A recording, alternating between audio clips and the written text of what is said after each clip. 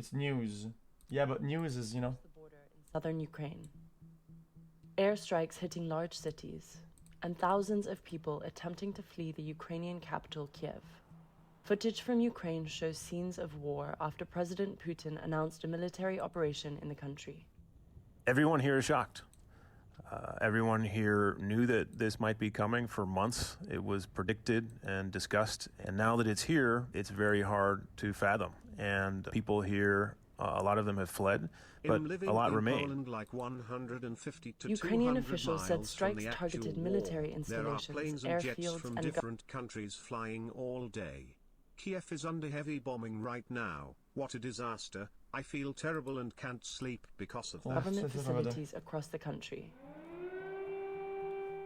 Air raid sirens blared in Kiev after President Putin's statement was broadcast. Link, this is a very good and informative video made by Real Life Law. It explains everything very well.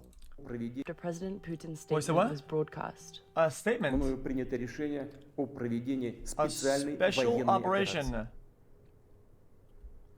Ее цель – защита людей, которые на протяжении 8 лет подвергаются издевательствам, геноциду со стороны киевского режима.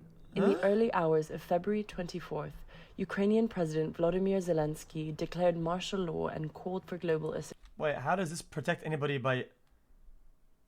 Guys, I don't know anything about the climate, okay, or the intricacies of the politics behind it, okay, but the protection by sending bombs on civilians, I don't know about this, man. It seems like some...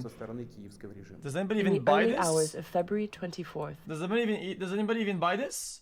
Ukrainian President Volodymyr Zelensky declared martial law and called for global assistance. Вже закликав світових лідерів задіяти всі можливі санкції проти Путіна, розпочати масштабну оборонну підтримку, закрити для агресора повітряний простір над Україною. Спільно ми маємо врятувати Україну, врятувати демократичний світ. President Biden called the move unjustified, pledging new actions against Russia. The EU said it would hit Moscow's financial sector, freezing assets and banning the export of technology to the country. We will weaken Russia's economic base and its capacity to modernize. The United Nations condemned Russia's moves during a meeting of the Security Council late. Is that enough, though? This is the saddest moment. Zelensky and Ukrainians have balls of steel and are on the gadgets. I know nothing about this chat, but technically aren't like diplomatic sanctions or whatever the fuck, like they or alliance that you break are easy to like rebuild or something. Like, aren't these things like easily kind of reversible? It's kind of like, oh dude, oh, we're not gonna do that anymore, dude. And it's like, okay, later on it's like, okay, well, you know, don't think so? Because I feel like, I don't know. Channer, the Secretary General of the United Nations.